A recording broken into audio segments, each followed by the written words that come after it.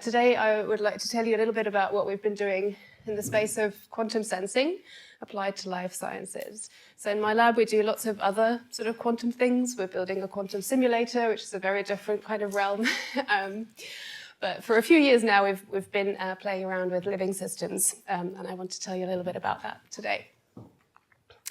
Right, so you might have heard of quantum technologies, and I don't know what kind of picture that conjures in your mind, but here is an example of IBM's superconducting computer, which is sort of very sophisticated wiring, and you might sort of wonder how this kind of thing can be interfaced with something that's sort of living and moving and messy, and indeed the requirements are quite different, right? So we have these quantum systems typically need to be very cold. They need to be at cryogenic temperatures, sort of 4 Kelvin or even lower. You need high pressures or high magnetic fields to bring out the quantum effects. So pretty extreme environments that you wouldn't necessarily want to put anything in that you would hope to live happily. And so as a contrast here, of course, we have dynamic complex liquid environments, warm temperatures. So you might initially think that these are not very compatible with each other. But it turns out that some types of quantum technologies actually do lend themselves to operation in kind of messy environments. And these are the ones that people have been thinking about in the last years to apply to sensing of living systems. So this is my outline for the talk. So I'm going to focus today on spin-based quantum sensing. I will tell you kind of what the hardware is, what we hope to be able to kind of apply these sensors to, and what we can actually sense, what parameters can we measure, and why might quantum sensing be interesting compared to more conventional techniques, perhaps. So this is sort of an introduction section where I'd like to give you a bit of an overview, and then we will move on to some experiments from my lab on sensing inside living cells using diamond nanocrystals. And then finally, I have a couple of slides on some future opportunities for multimodal sensing in small organisms. All right, so let's get started. Just first to kind of introduce the principle of what we mean by quantum sensing. So the basic idea is quite simple. So it's a little bit like looking at interfering waves. So here you can see, if you drop 2 marbles into a pool of water, you'll get these nice interference fringes. Okay, the laser pointer doesn't work. Okay, doesn't matter. Try this one. That sort of works. Okay. So we get these nice interference fringes, and if you're just looking at one fringe location and you change the arrival time or the location of one of the marbles, you will see effects in these ripples. This is a sort of classical interference phenomenon.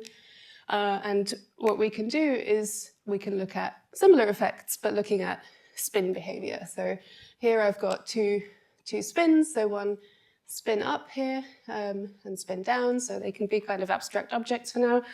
And what we can do is we can let them interfere in a very similar way that water waves would interfere, and we get these nice kind of beating patterns of dynamics here, where, again, if there's a slight change in the environment, perhaps this time pattern would look a little bit different. So this is kind of the basics of how all kinds of most kinds of quantum sensing work. And I'll show you, this is an example with spins, but you can do this with sort of atom clouds and other systems as well. So what are some of the benefits? So the diamond system in particular that I'm going to talk about is highly localized, so we can get sort of nanometer scale spatial resolution, which is rather nice. It's very robust, so for example, if you were to compare to optical techniques such as dyes, which have been of course, extremely successful in various imaging applications, with the drawback that they do bleach over time. These things don't bleach, they're embedded in a piece of diamond, it doesn't change over time. So you're really limited by sort of your specimen lifetime as opposed to the sensor lifetime. And they're also highly versatile. So we can measure multiple parameters at the same time. So you don't have one sensor for a particular purpose. But you can use that same sensor to measure multiple different parameters in parallel. Okay, so in terms of the hardware for this quantum sensing, so I'm going to focus today on DIAMOND, and in particular this nitrogen vacancy center here, which is illustrated by that little spin, and we'll look in the next slides in more detail what it actually is and what it does. But here I just wanted to highlight what other systems there are. This is quite a new field, and so DIAMOND has been studied for quite some time for other kinds of quantum technologies, for sort of quantum networks, for example. But there are lots of different materials that are emerging that exhibit similar properties. So, for example, silicon carbide. Is there another pointer? Oh, maybe I can use this one. Yes, perfect. Okay. So silicon carbide, for example, some two-dimensional materials, for example, hexagonal boron nitride, some molecular systems emerging, gallium nitride as well. So you can see these are all quite recent. This hasn't, this is still on the archive, for example, this work. And what these systems have in common is that they can operate at room temperature, which is sort of the key thing we need for looking at living systems. And in all of these cases, basically what we use is a combination of optics and microwave excitation to be able to read out the spin state of electronic states trapped within these materials, which can then inform us about their local environment. So I'm going to focus on DIAMOND, but it's kind of a watch this space kind of a slide, and there are many other materials sort of popping up where people are seeing similar behavior. So as a sort of introduction to the kinds of questions that we are interested in answering, I've put a few topics up here. So I'm sure many of you will have heard of the debate around the temperature of mitochondria. So this seems to be a rather contentious issue where with a number of different experimental techniques, there's been some evidence to show that the surroundings of mitochondria are many degrees higher than the rest of the cell. And then, of course, if you ask theorists or computational people, they say that's completely impossible. You're 5 orders of magnitude off. Your measurement is wrong. And so we still don't know. It does seem like slightly improbable, but this has been shown in using different techniques. And that's something that with the quantum sensors, actually, we can measure temperature. So that's an interesting area to explore, to look at subcellular distribution of temperature. Another thing, so I mentioned sort of multimodality in one sensor for measuring multiple different parameters. So this, for example, could be interesting in the space of looking at viscoadaptation or looking at how the viscoelasticity of cells change at the onset of disease, and in particular, the link to temperature, so measuring both temperature and viscoelasticity at the same time. And so this is something that I'll show you some data on later in the talk. Third example that we've recently started working on, and I'll also show you some data later on. This is looking at sort of early development of C. elegans worms. And what we want to probe here is what the link is between perturbation and the formation of this, of the adult worm. And again, we're introducing these quantum sensors into the embryos, and we're hoping to apply different kinds of perturbations, so chemical, genetic, and thermal perturbations, and see what happens. So ideally for this, we want sort of millikelvin thermometry at the nanometer scale. We want to be able to look at viscoelasticity as well as temperature. And here we really want to look at multiple different parameters, which I will show you later on. All right, I've got three more examples here. So what we can also do with these quantum defects is nanoscale NMR and nanoscale ESR. So we can look at nuclear spins, but we can also look at electronic spins in the vicinity of this sensor. So those of you familiar with NMR, the spectral resolution isn't quite as good. So we can't do sort of chemical shifts and really look at sort of configurations in that sense, but we can certainly look at different chemical species, so different nuclear isotopes, for example, and their concentration around a diamond nanoparticle, as you can see here. And we can do similar things looking at electronic spins. So if you think of electronic spin tags on molecules, we can detect these using quantum sensors. Another space which is quite fun, which was touched upon this morning as well, is condensates, looking at condensates. So this is also something we've been dabbling in recently, and in particular looking at viral replication factories and how changing external parameters might affect the viral replication rates. And finally, this is kind of going more into the sort of clinical side of things. We would like to know whether our quantum sensing technique can allow us to develop better radiotherapy techniques. So in particular, it's relatively well understood how radiotherapy affects sort of tissue scale, what the effects are on the tissue scale, but on the subcellular scale, actually there's a lot that we don't understand. We know there's some DNA damage, but we don't exactly know, for example, where reactive oxygen species are generated, which reactive oxygen species at what location inside the cell. And if we knew that, and if we knew how cancerous cells and how healthy cells are affected, in turn, we could hopefully develop better radiotherapy techniques that target the cancerous cells and leave the healthy cells alone. All right, so lots of opportunities, and we're sort of slowly starting to make steps in these different directions. So what do we need in order to tackle these questions? Well, we want a sensor, of course, that's minimally invasive, right? We don't want to perturb the system that we're probing, especially as we're looking at such small length scales. We want to be able to look at the subcellular scale.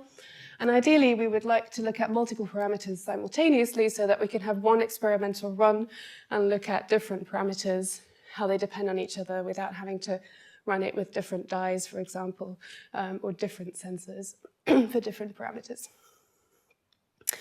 So our solution for this is this nitrogen vacancy center in diamond, which you can see here. We typically use diamond nanocrystals that are sort of 30s, maybe the smallest size, so 30 to say 100 or 120 nanometers in size. And the benefits of diamond in particular are that it has very low toxicity. So the sp3 bonds of diamond are chemically not very active, which is nice, which makes surface functionalization a little bit tricky, but it's still feasible, which is nice if you want to try and do some kind of targeting to particular locations inside a cell. And finally, of course, because it's so small, we can embed it in 3D structures such as cells or possibly tissue as well.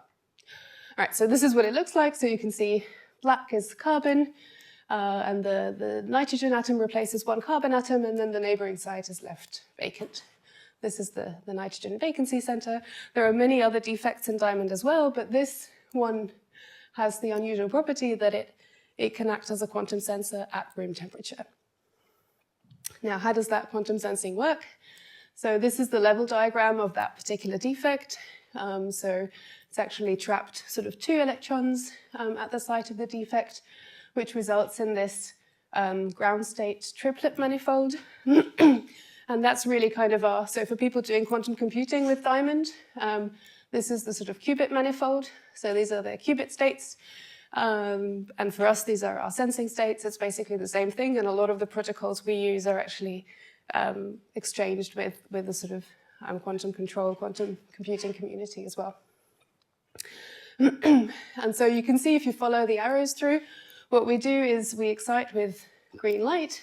And then you can see if you started in this lower state, this MS0 state, you're most likely to decay back down, emitting a red photon. So we count those red photons. And if you were in the plus and minus 1 state, these non-radiative pathways actually take you back to the 0 ground state without emitting these red photons. So we know if we collect lots of red photons, we were in the 0 state. If we collect fewer photons, we started out in the plus and minus state. So why is that helpful? Well, we can use that to probe the energy level separation between these 2 levels. So if we keep exciting with green, we keep initializing into this bright state, which is glowing yellow here. Then we apply a microwave drive, which is resonant between these two levels. So we drive our spin state from the bright state to the dark state. And indeed, as we hit that resonance, we see a drop in count, so in the photons that we've detected. So it's a very basic spectroscopy technique with microwaves and optics combined.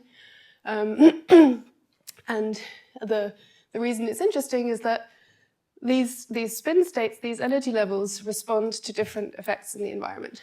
So for example, if you bring in a magnet, the plus and minus 1 levels here will shift with the Zeeman splitting, and we can measure that as a sort of double dip appearing here. That's kind of the basic concept of like how the quantum sensing works. So temperature has a slightly different effect on these energy levels, and electric field will have a slightly different effect on these energy levels. And if we do this microwave manipulation carefully, we can actually distinguish between those different effects. So we can tell whether the magnetic field has changed or whether the temperature has changed just by doing this kind of spectroscopy in slightly more complex sequences. All right, so that's kind of the basics here. And so I mentioned slightly more complex sequences. So often what we also do is we don't just do kind of continuous wave excitation with microwaves and optics.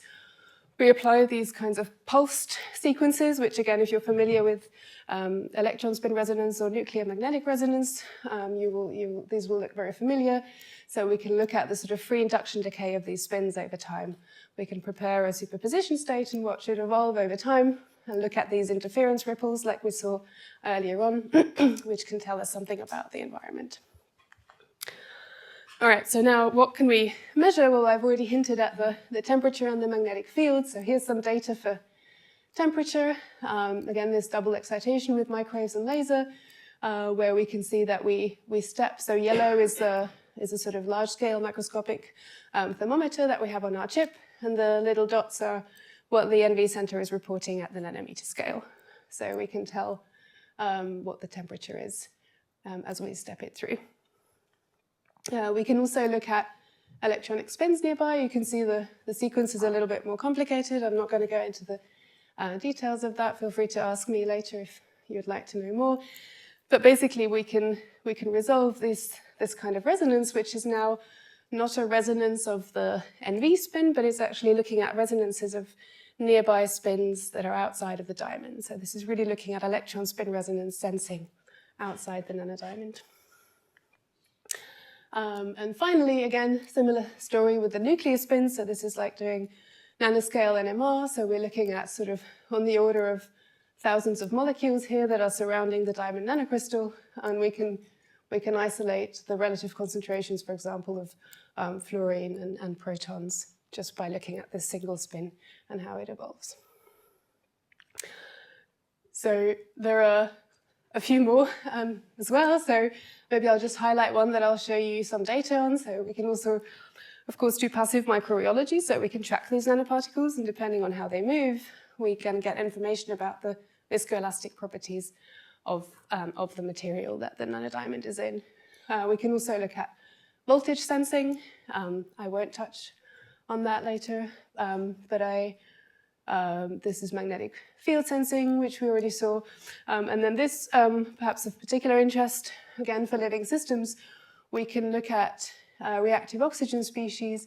So both using this kind of electronic spin resonance technique, but also just by looking at spin relaxometry. So that's a slightly different technique, which just looks at how long the spin lifetime is, basically, and doesn't even require any microwaves.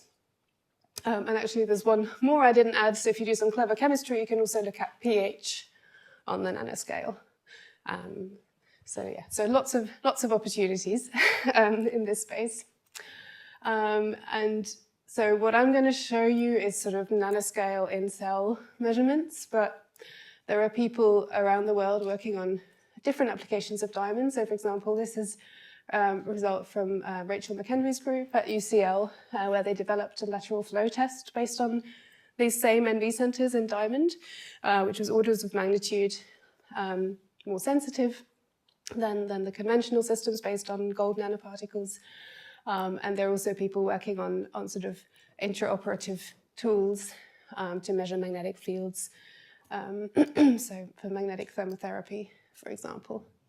And incidentally, I wanted to do a bit of advertisement as well. So we're about to embark in December on this big 5-year project, which is part of the UK Quantum Technologies programme, which might not be something that you all naturally interface with.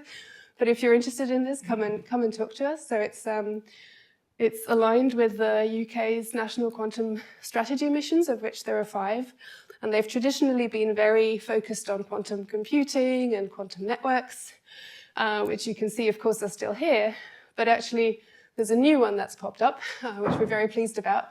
And this is happening kind of all over the world in other countries as well. There's a lot of interest in this quantum techniques for life sciences. And so, well, this is a slightly ambitious goal that's been set for every NHS trust. But anyway, we're very happy to kind of be. Yeah, to be honest, we're not quite sure how this is going to happen. But anyway, it's very nice to be included in the national strategy here. And so what we're aiming to do is to bridge kind of quantum sciences and biomedicine. It's 6 different institutions, co-led by Rachel McKendry at UCL and Mete Ataturé in Cambridge. Here are some of the people. So just a bit of advertisement in case you're interested. Come and talk to me about quantum in life sciences. All right, so that was a sort of introduction to what quantum sensing can possibly do for life sciences, and I just want to finish with some data from some recent results from my lab. So this is work from our biosensing team. So Jack is our senior postdoc here, Louise, Sophia, Julia, and Gu, who's now left for MIT, other PhD students working on this. And this is, of course, a collaborative work. So we have a collaboration with Mete Ataturé in physics, and also Liliana Fruck in chemical engineering, and Eric Mishka for the C. elegans work at the Gurdon Institute. All right, so what we sort of started out doing is taking these nanodiamonds, incubating cells, so in this case HeLa cells, because they're robust and easy to work with, even though perhaps not so relevant medically. We incubate them with nanodiamonds, and we see that they are taken up by the cell, and then we try and do these quantum measurements inside a living cell. And the sort of way we've set this up is we've got this nice little chip here, which we call a quantum biosensing chip, which has the microwave delivery. So we can do this is in an optical microscope, so we can do the optics, and then we can do the microwave delivery with this green track here. And then, of course, if we're trying to measure temperature changes on the millikelvin scale, we need to make sure that our sample is stable to that degree. And so what we have here is these heater pads, and also these detectors, so temperature detectors that measure the temperature on a global scale on the chip. And we want to compare that with what happens on the nanometer scale with the NV center. And of course, these diamond nanocrystals are moving around inside the cell. So what we do in order to keep interrogating these sensors is we've implemented this orbital tracking technique, where our confocal beam is actually constantly orbiting around the sensor, and if it moves, we get a feedback signal and we know where to follow it to. So that's kind of how it's realized, and what it looks like in real time is something like this. So we get some sort of stretches of active transport, and then we get a bit of sort of Brownian motion when the nanoparticle perhaps gets stuck in some structure, and then it moves on. So all the time as it's moving, we can keep interrogating it, keep asking what the temperature is, for example, or any of the other parameters that I mentioned earlier. And we can make these maps of these cells. So here we've labeled mitochondria in green, and you can see the little red dots are the diamond nanocrystals that are sort of embedded in the structure here. All right, so in order to do sort of simultaneous sensing of different parameters, what we started out with was just looking at glycerol, so looking at a sort of very simple model system with our chip, so we can step the temperature up and down. So red dots are the NV center, the quantum measurements. And then we can also look at the mean square displacement of this particle, of course, and it nicely follows what we expect from glycerol. So we can extract the diffusion coefficient from this mean square displacement, and that fits what we expect in glycerol. And the next step was moving to a slightly more interesting medium. So this is a glycerol cross-linked xanthan. So it's a sort of sticky material, synthetic polymer. And what we're measuring here is we're plotting these two parameters, G prime and G double prime, which are the viscoelastic moduli. So they basically tell you how viscous or how solid-like a particular material is. So you can see here as we step the temperature up and down, we can see as the medium changes between more or less viscous and more or less solid. And again, this is what we expect from this material. So in a model system, everything works quite well. And then we put these diamond nanocrystals into a living cell. And we did the same thing. So you can see the data is a little bit noisier, but basically we can still read out the temperature here as we step it up and down with our chip. And we can also look at the mean square displacement, or the spectral density, the power spectral density. And we can see that this is, so the thermal stochastic forces form this kind of baseline here. And then every once in a while there's a kick, there's some external force that's pulling the diamond nanocrystal somewhere else. And we can extract these dynamics from this measurement. And then finally, of course, we can do the same kind of rheology experiment in the cell. So we can look at, again, based on this sort of passive microrheology data that we get, we can see what these viscoelastic moduli are doing, and we can see that on the nanometer scale, at least at this location for the diamond nanocrystal, the cell behaves like a weak gel. So it's elasticity dominated, which coincides with other reports using other techniques as well. All right, so this all works very nicely, and we're kind of moving on to looking at what the opportunities are in different systems. So I've just got two examples of what we've been doing in this space. So what we wanted to do was to move from sort of single cell experiments to something that's a bit more tissue-like, to kind of move into the space of looking at how perhaps cells interact with each other.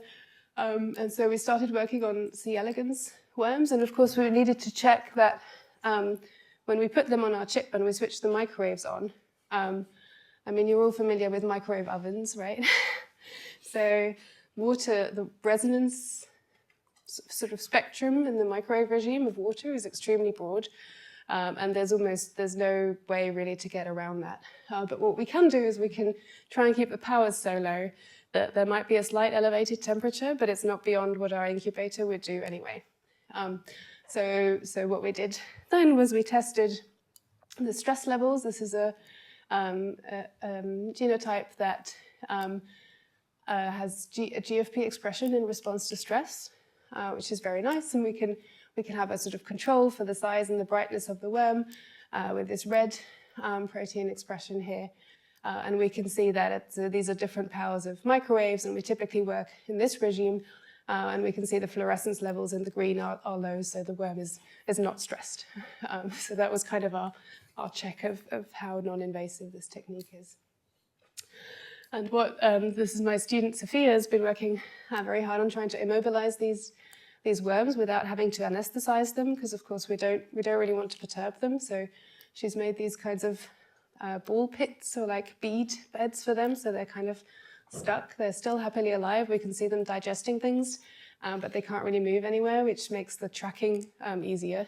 And what she then does is injects nanodiamonds into the gonad, and they then end up in the embryos here, and then we can start doing our thermometry experiments and viscoelasticity experiments in these worms. And again, we want to look at the sort of regulation here and measure these different parameters in parallel, and hopefully that'll reveal something about embryonic development at the nanometer scale.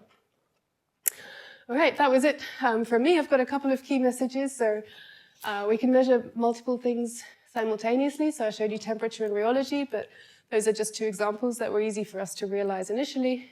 There are many other parameters we can look at.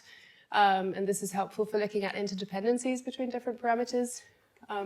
This is a very robust technique, so despite quantum maybe sounding like something that is hard to maintain or would sort of dephase or decay very quickly over time, actually these techniques, because of the dual microwave optics excitation, are very robust to fluctuations and to background signal. And they don't bleach over time, which is very nice. So we're not limited by the sensor in any way in terms of timings that we can measure.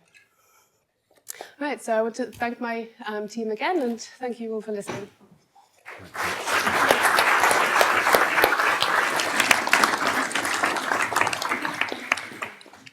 We started a little bit late, but there's time for a couple of questions if people have got them.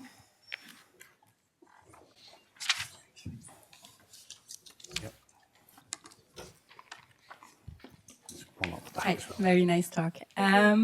I was wondering about your temperature measurements. So, because especially in the biological sample, it looked still like the errors are relatively big. So what kind of temperature differences you think you can resolve with your microdiomates? So in this example here, for example, so we can usually, so the sensitivity we can get to is on the order, we can now get down to sort of 1 Kelvin per square root hertz. So if we measure for a second, roughly 1 Kelvin. There's a different technique that we have some data on that I didn't put in here, which is a sort of pulsed technique. So this is just the continuous wave kind of basic way of doing it. But we can actually get down to sort of 30 millikelvin resolution, so not per square root hertz. So we'd still have to acquire for about a minute. But that's kind of our noise base level. So yeah, tens of millikelvin. There's one other question up there. It's a really great technique for temperature. One possible thing you might want to look at, unless you already have done, is the effect of uncoupling agents on mitochondria. Yeah.